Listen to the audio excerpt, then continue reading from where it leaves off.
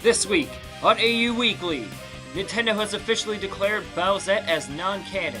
I'm sure that's going to stop all the Rule 34 artists. Nekopara is going to be getting a TV anime. Oh great, even more ways in which to f*** the cat. And Square Enix is aiming for an aggressive expansion overseas in 2019. Trump sweats nervously. All that and more is coming up this week on AU Weekly.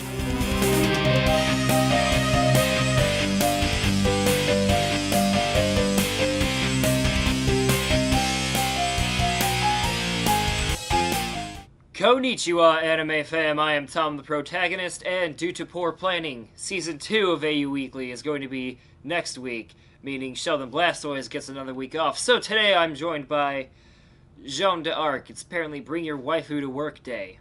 With that out of the way, let's get right into the anime news of this past week. Our first story, Nintendo has officially declared Bowsette as non-canon. Bowsette, for the 3 people in the anime fandom who don't know what that is, Bowsette became a thing once New Super Mario Bros. U Deluxe came out and the Super Crown was announced. The Super Crown can turn Toadette into Peachette, or at least it appears to be so. So this cartoon right here illustrates perfectly what would happen if Bowser put the crown on. It becomes Bowser with tits. Call it Bowsette Jenner. According to the game's official website, only Toadette can wear the crown, so no other character can actually turn into a female version. So no more Bowsette, Boozette, Chain Chompette, who didn't get as much love as she should have, Panty Party. Wow, the fandom's weird. Alright, Nintendo, fine. You win. You win. We will no longer turn Bowser into a human female with tits. We'll just keep him in his reptile form with tits. How's that? Moving on to our next story, Panty Party the game is coming to the Nintendo Switch. But, what? Let's just play the trailer here. 重力に縛られることはない。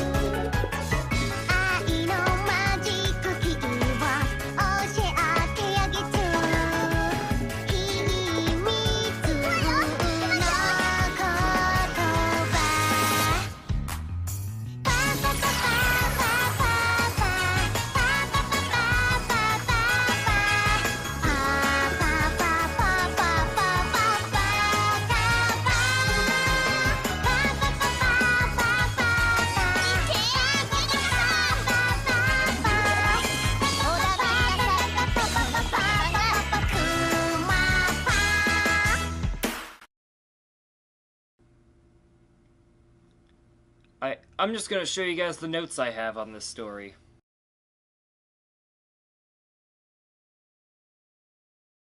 I think that accurately describes what was just seen. Moving on to something more or less disturbing, depending on what your fetish is, it's Patrol Part 3! Cat Call! NekoWorks announced at Comic-Con that there will be a Nekopara TV anime going to debut at some point. It's really a shame that it's not called Comic-Cat. That'd be a perfect pun. Now, the only thing they said is that it was announced. No other information has been released, but we do have this visual on the article I saw, so let's pull that up. I don't really have a favorite one because I don't really want to fuck the cat, so it's not really my thing. Sekai Project ran a Kickstarter to actually fund an OVA back in 2017, and it absolutely smashed its goal, and the OVA was released in December of that year. The visual novel released on the Nintendo Switch earlier this year. I tried to play it, but much like Little Timmy's mind, it got corrupted, and then I burned it. The series itself has sold over 2 million copies, and a manga is also in the works, meaning that you can play, You can read, and you can watch various ways on which cat to fuck. This has been Panty Patrol Part 3, Cat Call. Moving on, the founder of Nexon is going to be selling his stake in the company. Kim Jong-ju, the founder of the South Korean developer, is going to be selling his majority stake to its holding company, NXC Corporation. And yes, just because his name is Kim Jong does not make him related to the North Korean dictator. They're North and South, guys. Do you not realize how different those are? Just look at our American North and the American South. It's like two totally different places.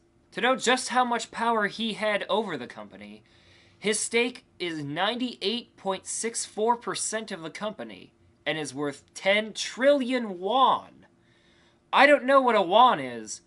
So what's a won? So 10 trillion won is $8.9 billion. If you're still caught on the fact that his name is Kim Jong and you're making connections to Kim Jong-un, here's the thing. Kim Jong-ju only controlled 98.64% of his company, meaning he gave about 2% freedom, whereas Kim Jong-un gives none. The game developer is most famous for MapleStory, they've done Combat Arms, and even a Kimono Friends game. See, I'm not going to cry. Why? Because Grape Coon's spirit lives within us and he would not want us to be sad. And to Kim Jong-ju, I say congratulations, sir. I hope you take your 10 trillion won and retire to the South Korean equivalent of Florida. Masters rejoice as Fate Grand Order Duels manga is officially going to be launching in February. Announced in Kodansha's Young Age magazine, the manga will be called... Alright, hold on here. Gotta put my intellectuals on. Fate in these names, these goddamn names. Fate Grand Order Duel, YA Singularity, Secret Room Play Magical Border, Shibuya, Shibuya Duel Incident. I'm not making that name up. It will be published February 4th in Kodansha's Young Age magazine. However, if you watch Fate, I'm pretty sure it's not for young ages. Just look at these scenes from Fate Zero. Well, someone was young, at least. For a time. The March issue of Young Age will also be publishing Fate Grand Order's Epic of Remnant story. And that title was also announced, which means I have to put these back on. Hold on here. Will be based on the subspecies Singularity 2, Legendary World Agartha, Woman of Agartha.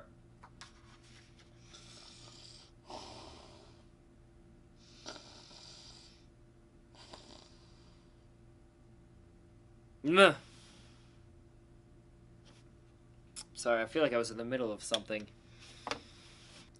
Anyways, on to our last story of the week, fam. Square Enix president Yoshike Matsuda stated 3 goals for the company in 2019, one of which was an aggressive overseas expansion. Careful, don't let President Trump hear that. He'll try to put up a seawall. In his New Year's letter, he stated the Chinese and Indian markets in particular, but also said that that's part of their global market strategy. Personally, I'm slightly iffy on it, considering in 2018 their market strategy was to release The Quiet Man. Mr. Matsuda was quoted as saying, "The entire Square Enix group will work to ensure that the year is also one of dramatic new progress for us."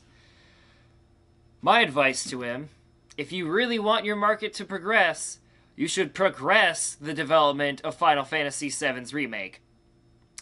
And that's our show this week, guys. I'm Tom the Protagonist, for Sheldon Blastoise wherever he's at, and my beautiful wife, Jeanne d'Arc. We'll see you guys next week, and until then, stay updated!